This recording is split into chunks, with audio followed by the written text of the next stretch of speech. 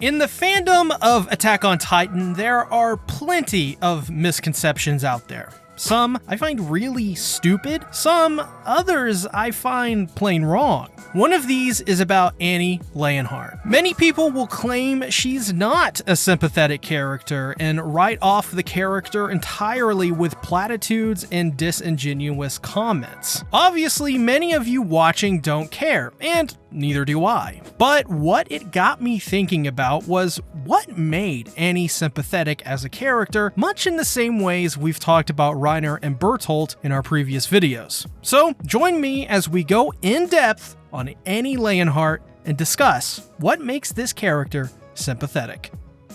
To better understand Annie, I think it's best we start from the beginning of her story, back in Marley. As the product of an affair between an Eldian man and a Marleyan mother, she was abandoned at an orphanage after her birth. Thankfully, she was taken in by an Eldian man who would become her mentor and father, Mr. Leonhardt. The beginning of Annie's life was just another unfortunate circumstance for others, and sadly she was discarded and failed by those most important to her, her mother and father. Though she was given a second chance, and it wouldn't turn out in the happiest of ways. Mr. Leonhardt used Annie to raise her as a weapon so that she could become a warrior candidate, and thus be able to live happily off Annie's status within the Marleyan military. This is because those candidates' families are treated especially well and given a certain status that otherwise wouldn't be granted to them. So the training that Annie endured was harsh and intense, though the outcomes of Mr. Leonhardt's harsh training would be a double-sided sword for both of them. Mr. Leonhardt would be able to finally live a life of comfort as he aged, but as well grew close to Annie and started to see her as his daughter as the years would pass. This would culminate in Mr. Leonhardt begging Annie to come back after, on his knees, he apologized right in front of her for all of the wrongs he had done to her. While a very powerful moment, for Annie it was a story that was much more complicated, as Mr. Leonhardt's style of raising children had immense effects on her upbringing and as well her personality. Annie, due to being raised in a harsh environment, became rather aloof, as expressing emotion was not necessary for her training, and due to her being raised essentially alone, she never had friends or comrades to speak of, which only worsened her already reclused emotions and personality. I also don't doubt that her lack of emotions was also due to her coping with her situation and thus disassociating her emotions to survive her training to get out. This also led to Annie developing a apathetic but pragmatic nature to her thinking. While she typically doesn't care about any outcome necessarily, this apathy in turn allows her to separate emotions to make the best and most rational and logical conclusion she possibly can. While not every situation calls for this, the situations that do can sometimes have Annie steps ahead of her enemy. But her apathy sometimes will cause her to miss certain steps. So, at times, if her enemy is smart and if Annie is careless, her advantage could easily be turned into her disadvantage as she becomes easy to read. This is in part due to her motivation of wanting to get back to Mr. Leonhardt as quickly as possible using the most efficient and quickest methods. Though I will say, before going any further, it's important to understand that Annie is a pragmatic and apathetic person, but an extremely smart and talented person. So keep all of what I just said in mind, as this will always make Annie's decisions and writing seem so much better than if you're not paying attention. The beginning of Annie's journey to her father ironically begins away from her father. As being sent off to Paradis Island, she promises to return as quickly as possible so that she may reunite with Mr. Leonhardt, though their journey on Paradis would see an unfortunate accident that no one could predict: the death of Marcel. After Marcel sacrifices his life to save Reiner as the Titanized Ymir awakens, Annie, Reiner, and Bordercloth make a run for it. Reuniting with Reiner, she beats and maims him to the point of bleeding. Then, Annie, being the pragmatic one, suggests that they return to Marley so that they can decide what to do with Ymir and Marcel's death. Refusing her suggestion, Reiner tries to actually manipulate Annie into following his orders to continue the mission. Not wanting to, as she sees the error of Reiner's plan, putting everyone at risk and putting more burden on everyone, with one man and a plan in total shambles, is met with hostility and violence as she is choked out and made to follow his orders, whether she or Burke's glutes likes it or not. While Reiner got his way, Annie immediately grew to resent Reiner for his actions, and not only did he completely ignore her suggestions, but as well forced her into his plan via physical violence. That being said, there is always a plan. And this new plan that Reiner has come up with is simple. Use Annie to get Reiner and Burp to the walls with Titans to smash a hole in the wall and flood out the founding that way. But even this plan fails, as Annie, too exhausted, is forced to escape as they are approaching. This means Reiner is now tasked with the job of delivering the Colossal Titan. Then, history plays out as you might expect it would. Though, I think it's important to mention this as it shows Annie was right once again, as well shows that she went through all of this only to have the plan fail in the end under Reiner's call. And it wouldn't be the last time. After Reiner's first plan fails, Reiner makes the call to go undercover in an attempt to find the founding that way. While retreating outside the walls, Annie would make trips into the walls undercover to find information about the founding. Using expert sleuthing skills, she figures out that King Fritz is actually a fake king, only used to fool the general masses. This would be the start of Annie's new role as I dub it, Annie Goat, the hard carry of Marley. And yes, that is her new name, by the way. As they entered as cadets into the Survey Corps, Annie's primary role would essentially be the entire mission itself. Annie was tasked, while on top of her responsibilities of being a cadet in the Survey Corps, to continue her mission of uncovering the secrets of Paradis Island. During this time, she would actually be able to uncover the truth behind who controlled Paradis, and that they were keeping an eye on a cadet by the name of Krista Lenz.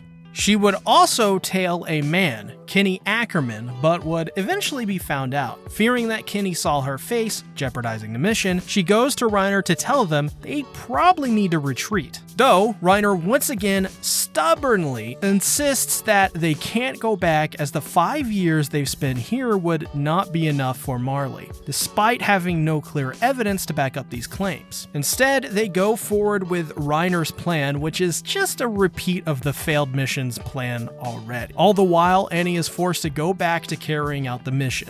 Though I do find it interesting that Annie is the one that brings up to Reiner that by going through with this plan, they would be killing their friends. Reiner's response is simply that they're devils. But this shows that Annie has consistently been above Marley's petty indoctrination, something Reiner can't say the same. This, in my opinion, is Annie's pragmatism and apathetic nature playing to her advantage. While people like Reiner are far too blind to their own mistakes, trapping them in a cycle, and don't we love that word when we're talking about AOT, cycles, after the Battle of Trost, which ultimately fails, Annie sees the corpse of Ruth Klein and apologizes to her. While a hard moment to watch, she has now seen firsthand what they were doing, which is killing their friends, which obviously would take a toll on the mind. It's seeing the body of Ruth Klein and what happened previously that would play into a moment later on when Annie and Armin talk about him joining the Survey Corps. Armin is asked by Annie how he'd feel if he were ordered to go out and sacrifice his life. Armin surprises Annie when he says that if the orders called for it, he would.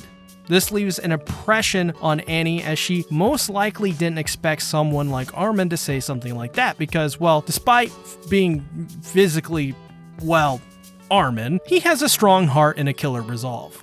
This is a very important moment in understanding Annie and Armin's relationship later on in the series as well. So remember that. This would also eventually lead us to a major turning point in Annie's story, the 57th Expedition. While the Survey Corps is trying to figure out a safe path to Shiganshina, the female Titan appears. With her, a group of Titans under her order running directly after them. As they attack the Survey Corps, Armin figures out that she's intelligent and looking for someone, specifically Eren. And he as well comes in direct path with Armin, who she actually spares. After essentially slaughtering her way to Eren, she finally meets with him and the two fight. Eventually, she can take out Eren and in doing so captures him, though only for a split second, as Mikasa and Levi team up to take down the female Titan and rescue Eren from her mouth. This causes her Titan form to visibly cry, and the reason why, I think, is pretty simple. It's a culmination of many things, like being forced to handle the mission entirely on her shoulders alone, her father waiting at home for her return, having to kill her friends in brutal ways, and now being so close she had Eren and almost got away with him, freeing her from this living hell, but alas, it was not meant to be. Though sadly, this nightmare would continue. In Stohess district, Annie is eventually found out to be the female Titan by Armin. This leads to a confrontation where Armin desperately tries to get Annie to come with them underground to prove that she isn't the female Titan, and his hunch is nothing more than a hunch. Though, what I find interesting is moments before this happens, Armin asks Annie to help get through a police checkpoint as he makes up a story about escaping with Eren. She only agrees to do so because of the way Armin responded, which I did make an entire video about previously, though to paraphrase it here, Armin mirrored some of what Annie said to Marlo about how he's one of the special people in this world for refusing to go with the flow and fight against the system rather than conform to it. Armin makes a simple conclusion where he thinks that good people are only helpful to the people using that term. Rather, nobody can make decisions that benefits everyone. So to go along with this plan would make Annie a bad person. This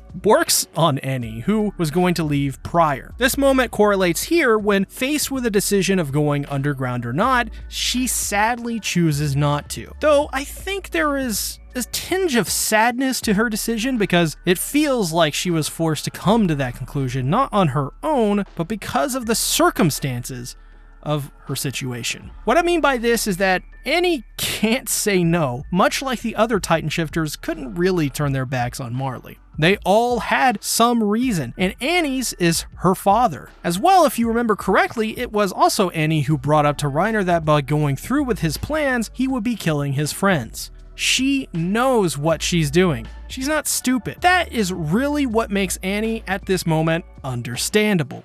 She knew what she was doing by killing her comrades, but the means to her justified the end, and how could you blame a woman fighting for her family? Though we know what happens after this as she is defeated and eventually seals herself inside of a crystal for 4 years until Eren activates the rumbling, causing her hardening to break, releasing her. While there is still more to Annie's story we haven't seen yet, making this video I've realized that Annie is a somewhat sympathetic character, much as anyone in this series at least. She, much like Reiner and Turtle, felt they had no choice in their decision to betray their would-be friends. But I think for Annie, more so, I feel she is entirely sympathetic and, like Reiner, is a redeemable character. The reason being is because of the way Annie understands the world and how we're told straight up that she's fully aware of her actions. But much like her conversations with Hitch in Final Season Part 2, she would go back and do it again because it's these actions that led her to this point. At the end of the day, all she wants to do is reunite with her father. So, as long as that journey still leads her to that conclusion, she's going to side with whoever gets there. But we also can't underscore the absolute pathetic leadership she was involved in. Reiner had no business continuing the mission or being in charge of it at all. Yet he was. And it was that leadership that led to Annie making these insanely tough decisions in the first place. To put it simply, Annie was already in a tough spot, being a warrior of Marley who wasn't indoctrinated, and with Reiner putting the entire mission on her shoulders, it was only made worse. She was born an orphan and abandoned by her parents, only to be raised by a man who saw her as a ticket to a better life. While Annie certainly isn't perfect and has done many awful things, once again, as expected, Attack on Titan presents Annie Leonhardt and its characters in a way that's believable, understandable, and sympathetic. Annie is no different, but in her case, I believe that she may actually be one of the most sympathetic characters in all of Attack on Titan, and if not, surely one of them. But I'm going to leave it up to you guys. Do you think Annie is sympathetic? Do you agree with me or not? Let me know down in the comments below. Thank you all for watching, and I'll see you guys in the next video, which you should click right here, right now. Click it! Click the video. Bye-bye.